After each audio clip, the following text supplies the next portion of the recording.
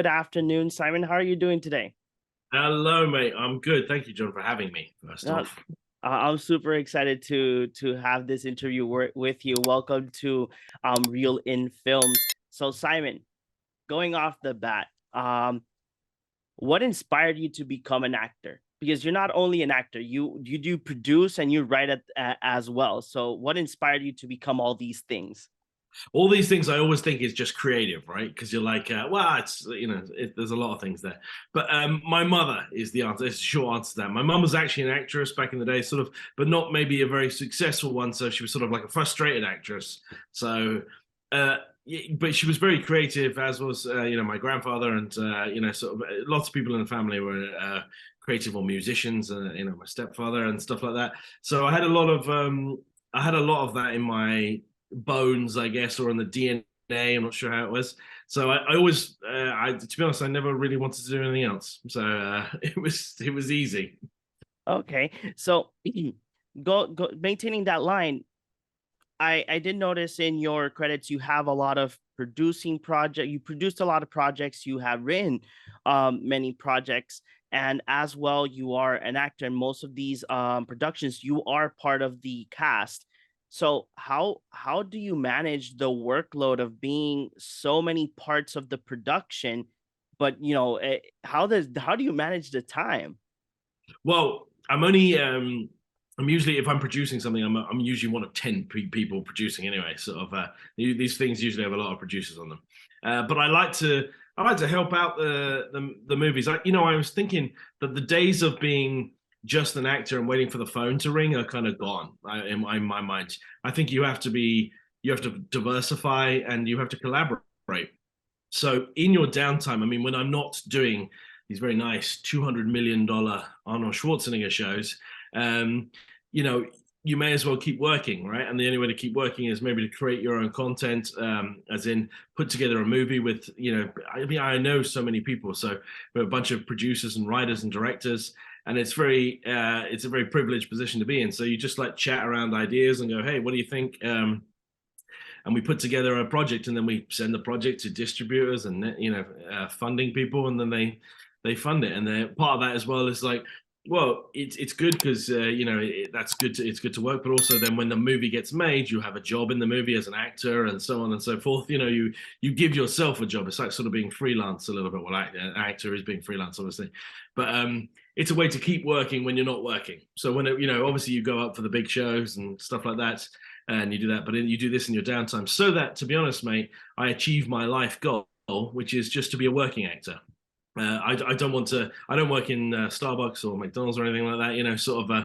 This is my only job, and it pays my rent and my bills. Sort of. So that's you're like, well, that's a very privileged existence. Sort of. I haven't had to do any other job, so I work hard at trying to make sure that I don't have to do that. Sort of, and that means I have to do all those other jobs too. No, that's amazing. I like the philosophy that you're that you're bringing in. So, how was your experience filming that episode of FUBAR? Oh wow! I mean, look, this is Arnold Schwarzenegger's very first TV show. Sort of it's Netflix, it's Skydance, Nick Santora, Dana Goldberg. These are the people behind the scenes. The creator of the show and the big producer, Dana. I mean, you should look at these guys' CVs. They're epic, and it's Arnold Schwarzenegger. So everything about it sounded amazing before I did it.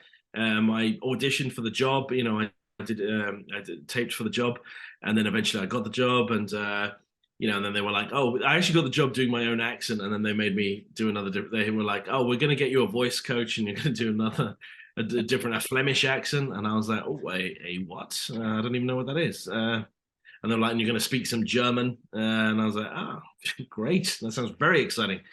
And all these things. And then we had sort of Zoom rehearsals, a bit like this. So at one point, I was on a Zoom call with Arnold Schwarzenegger and the rest of the cast as they read the episode, and it was great. And then it just kept getting greater. And I just went for costume fittings, and eventually we turned up. It was filmed in Toronto, and he is. Let me tell you, he's got so much energy. He's like 74 years old.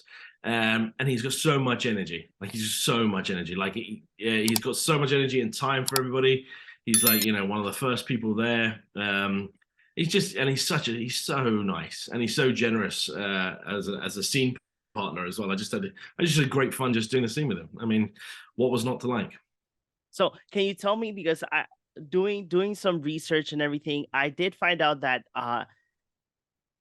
in your character, your character's supposed to like know a lot of languages, and that you added some lines in German because Arnold was talking in German. So how was that experience of like Oh no, no, having that that was said?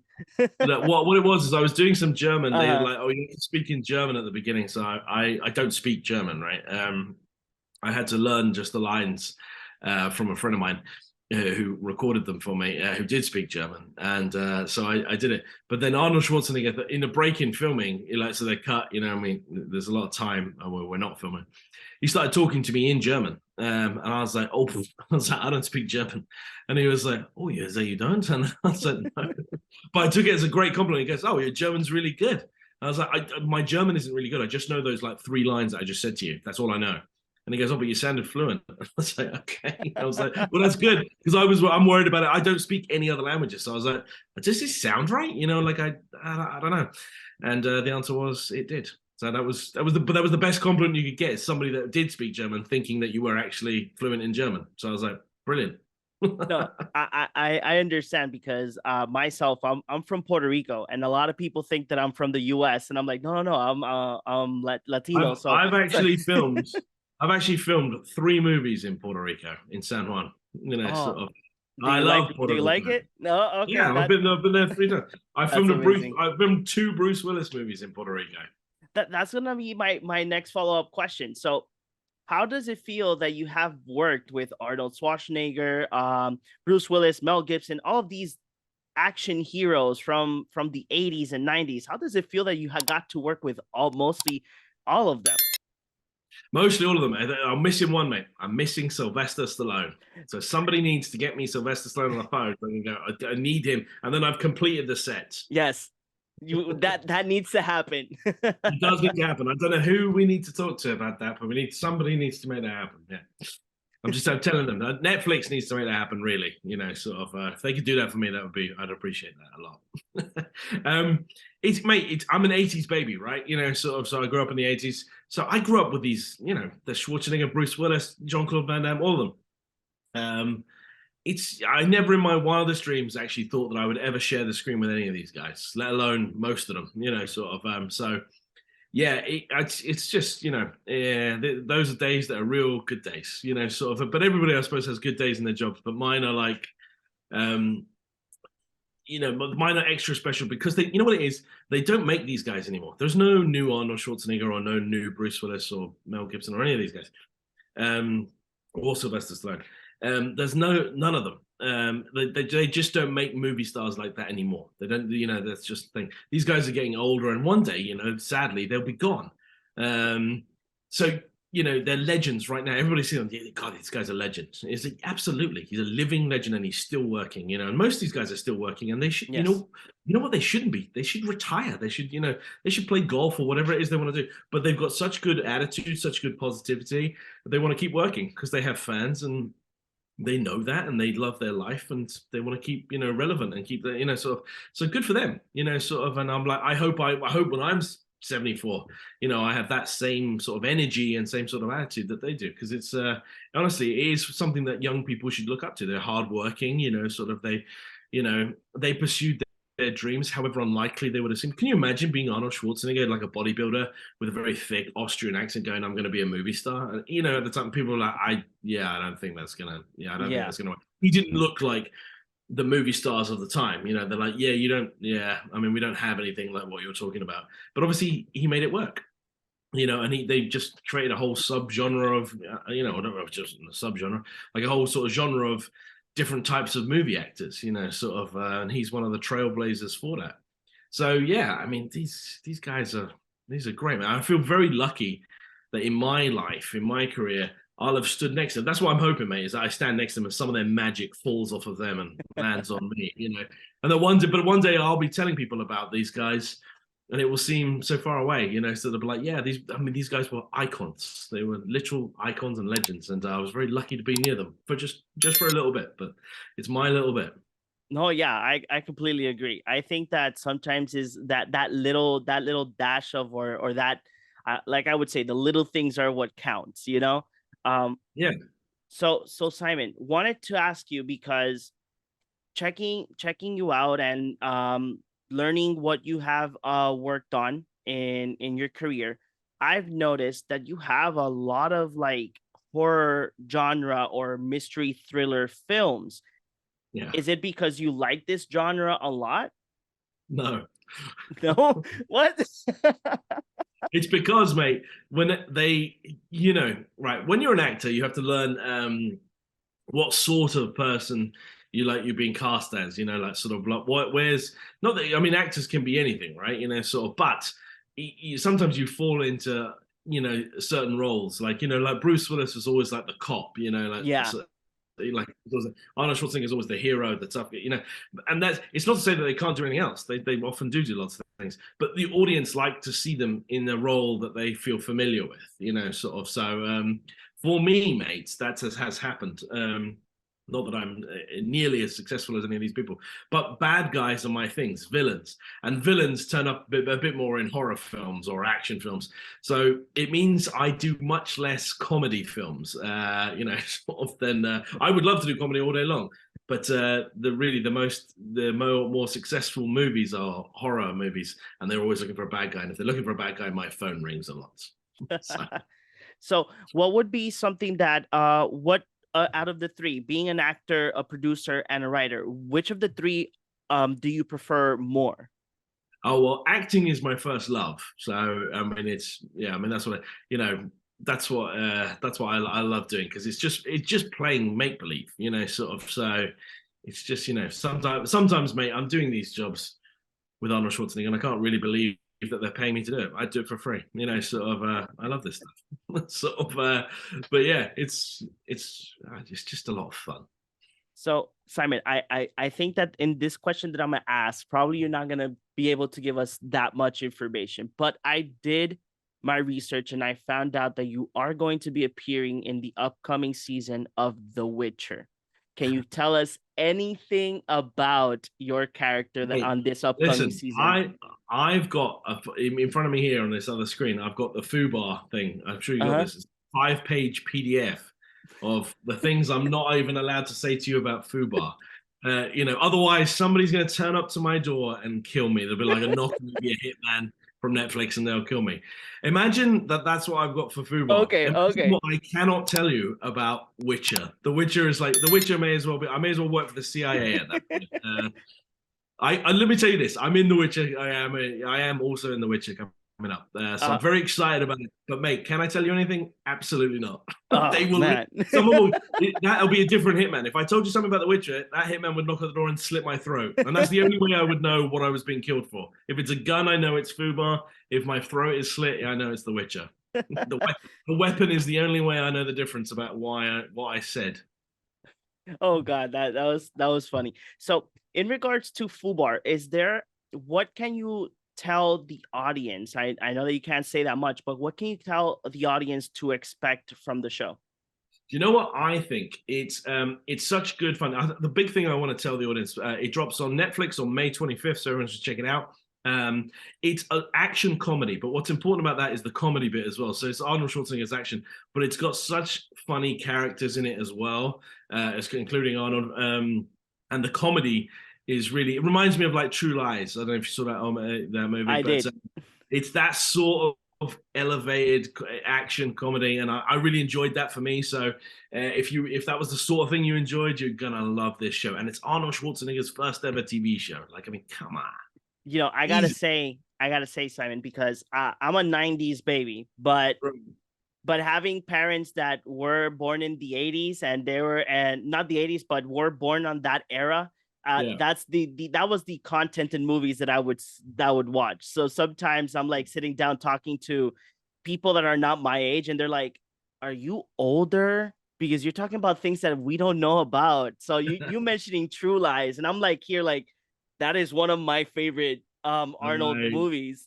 love True Lies. Love it. So Simon, in regards to FUBAR, how was it? You had fun working with Arnold Schwarzenegger. How was it working with everybody in intertwined? You know, how is the Netflix family? Working for Netflix is great, and I say that because I want them to keep giving me jobs. No, I mean, to think about it, right? I'm doing FUBAR for Netflix, and the other thing I have told you now is that Hmm. Yeah. I've done Witcher. So obviously, I love Netflix. You know, sort of. If I have, you know, a new baby, I might call the baby Netflix if that would help. Yeah, called my new child Netflix. You know, sort of. But no, it's good. Netflix are very good. I mean, so you know what it is. They support their shows a lot. So I mean, you know what? I'm a fan of Netflix in general. I'm not just saying this because I'm doing a Netflix show, but Stranger Things, you know, so many like they have so many epic brands, you know, of the shows, you know, sort of. I'm just in love with it. I'm in love with Manifest, Stranger Things, you know, a bunch of like Netflix shows. I'm also actually think because they really are universe creators. You know, like they create the whole world around those shows, and the marketing is obviously so good. They put a lot of thought and time and effort into it. And I appreciate that, you know, sort of. But then I appreciated those big, you know, worlds, so this big blockbuster type feeling things. Like Stranger Things feels like a big blockbuster to me, you know, like Manifest feels that way sometimes. All these different shows, you know, sort of. Yeah. And FUBAR is just the latest one, and The Witcher, obviously, you know, sort of. They're all epic, big, massive brands, and Netflix is the home for them all, you know, sort of. So you know, it's a different world than the one I grew up in, which is like VHSs and DVDs and things like that. You know, sort of because it's all streaming now, so it all seems a bit new and different. But you know, it's a great time to be making stuff because there's you know the potential for the people to see it is way wider than it was. You know, if you had a movie in the 90s you were on VHS or DVD, that's the only way people could see it. With Yes. Netflix, you know, the audience is just so much wider. Like there's just so many more people watching. I know there's so many more things being made, but there are so many more people watching. You reach corners of the world you would never even know about. You know, sort of. So, and that's because of Netflix. So Uh, yeah, yay Netflix. Netflix should really give me my own show. By the way, I agree. Netflix. I agree. Netflix don't care. So, Simon, do you think that FUBAR is a show that can open doors to like a bigger, broader like series? Like, let's say that it ends and there is a chance that there could be more to it and bring more characters in it. You know that I'm not allowed to tell you about the end of the show. Uh For sure, you know that. But let's just, you know what? It's big. It's exciting. I mean, Netflix has the ability to, you know, make these things happen. And looking at the show and Nick Santoro's, you know, what he's done with it, yeah, it's great. Nick Santoro, Dana Goldberg, my God, thumbs up. You know, they've made an epic show. I don't know how they don't follow it up, but I can't tell you how they'll follow it up. You know, because I'm not allowed to tell you anything about how the show ends. You know, sort of this. So stop trying to land me. Why are you trying to? I thought you liked me. Why are you trying to get me fired? You know I can't say these things. I'm sorry. I try. You know, I try. I try. So, Simon, I want to let the floor in for yourself. Do you have any other upcoming projects besides FUBAR and The Witcher, obviously? But do you have any other upcoming projects that you have that you like to mention, like that the people can be paying attention to them? I've got another movie out right now, actually, called The Influencer, which is out in America already, and it's coming out in June next month in England, June 5th. But it's on. If you go and check it out, it's online everywhere there, wherever people stream movies and stuff like that. So I think it's on iTunes and things like that. But have a little look. It's called The Influencer, and we're making a sequel to it. So I'm very excited about that one. Horror Oh, movie. Though. You have to be in that the mood for a horror movie. yeah, I did saw the trailer. I'm very intrigued about it, so I will go ahead and try to find it and see it. So, Simon, thank you very much for giving us your time talking about FUBAR and your career and obviously trying to, you know, get some information, but we tried. But thank you very much for Right. giving us your time to talk about No FUBAR. problem, mate. Thank you for having me, mate. No, I thank you really very do much. appreciate it. Thank you, John.